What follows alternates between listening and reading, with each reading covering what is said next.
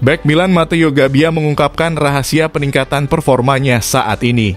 Hal tersebut tak lepas dari pengalamannya bermain di Villarreal serta adanya campur tangan ex palang pintu Napoli dan Real Madrid, yakni Raul Albiol.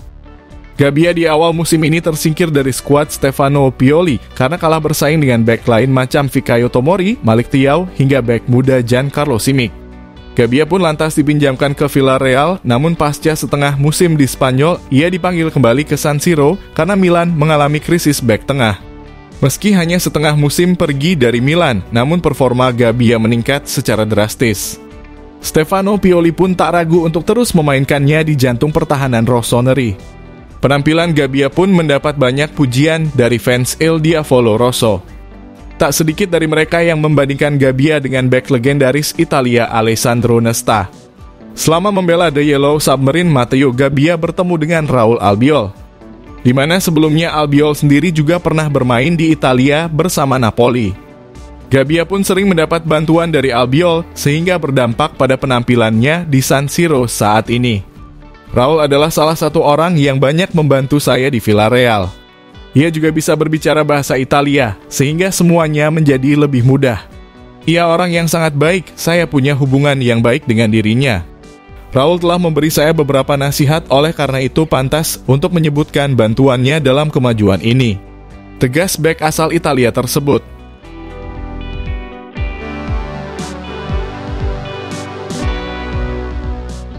Dalam lanjutan pekan ke-24 Serie A, Lautaro Martinez dan kolega unggul segalanya dari tim tamu Salernitana.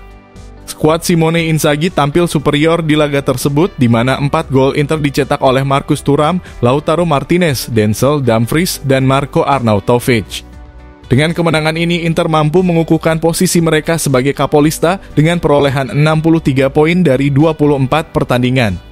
Tak hanya itu, mereka juga menjadi tim pertama yang tak terkalahkan dalam 18 laga terakhir di Liga Italia. Di sisi lain, nama Carlos Augusto pun layak dinobatkan sebagai man of the match di laga tersebut. Augusto yang diplot sebagai winger kiri mampu menjadi salah satu pemain yang paling banyak melakukan pergerakan. Ia rajin membantu pertahanan dan ikut naik ke depan ketika menyerang. 2 gol Inter di laga ini datang lewat asis Augusto yang mampu dikonversikan Marcus Thuram dan Lautaro Martinez menjadi gol. Pemain muda Brasil ini terlibat dalam 9 kali duel dan menang 7 diantaranya.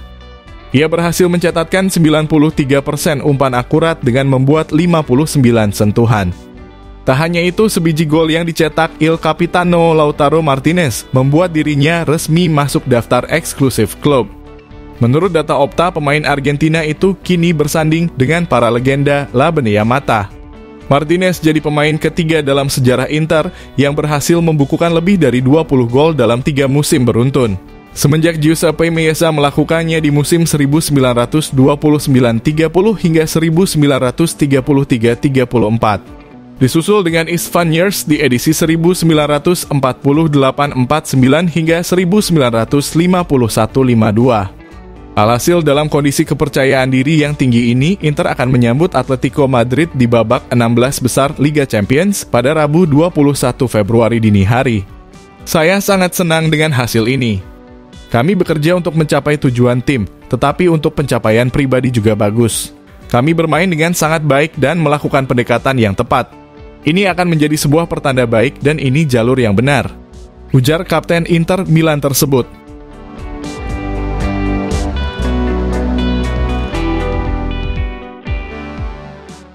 Usai menang telak atas Salernitana, Inter mengalihkan fokus untuk laga kontra Atletico Madrid. Nerazzurri juga tak terpengaruh dengan laju meragukan anak asuh Diego Simeone saat ini. Los Rojiblancos gagal memenangi 3 pertandingan terakhirnya, termasuk kekalahan beruntun melawan Athletic Bilbao dan Sevilla, masing-masing dengan skor tipis 0-1. Di laga kontra Las Palmas nanti, bakal menjadi kesempatan bangkit untuk Antoine Griezmann dan kawan-kawan. Meski begitu, pelatih Inter Simone Inzaghi juga mengatakan jika Atletico Madrid masih tetap menjadi tim hebat meskipun sedang mengalami kemunduran.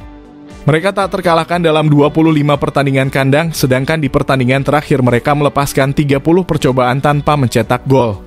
Jadi sudah jelas 2 hasil terakhir mereka tak mencerminkan penampilan terbaiknya. Ini adalah sebuah klub dengan kualitas tinggi, mereka itu tim yang sulit dan berpengalaman. Namun, kami akan menghadapi mereka dengan karakteristik kami sendiri, ungkap Simone Inzaghi. Di sisi lain, kabar baik juga berhembus untuk nahkoda Inter tersebut.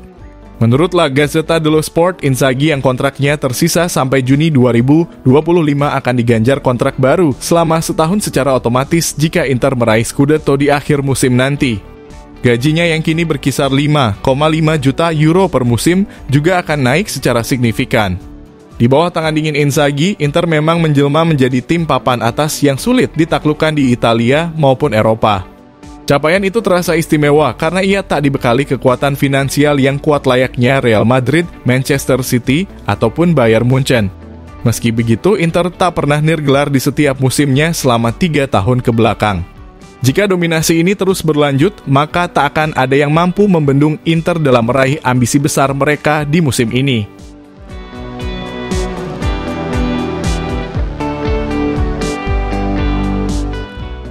Kabar baik datang untuk AC Milan jika Antonio Conte yang dikabarkan bakal menjadi pelatih baru mereka kini mengaku tak sabar untuk kembali melatih.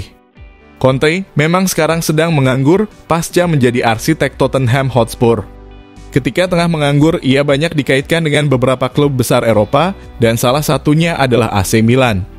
Antonio Conte diproyeksikan untuk menjadi pengganti Stefano Pioli per musim 2024-2025 mendatang.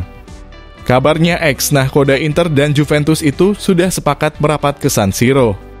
Ia yang sebelumnya enggan buru-buru melatih lagi dan ingin menenangkan pikiran lebih dulu, kini mengaku sudah tak sabar untuk segera tampil di pinggir lapangan. Saya memanfaatkan waktu ini untuk saya sendiri, keluarga saya, dan untuk mengunjungi orang tua saya. Ayah saya mendorong saya untuk kembali ke lapangan secepatnya. Namun yang terpenting adalah memulihkan tenaga saya baik secara fisik maupun mental. Orang-orang menganggap ini sederhana, tapi Anda harus tetap berada di klub yang tepat.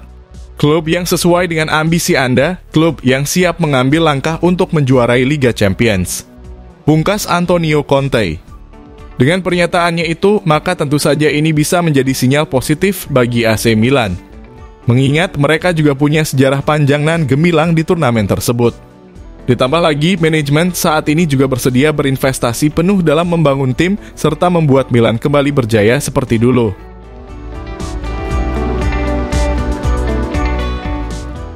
Lantas, menurut Football Lovers bagaimana? Tuliskan pendapatmu di kolom komentar.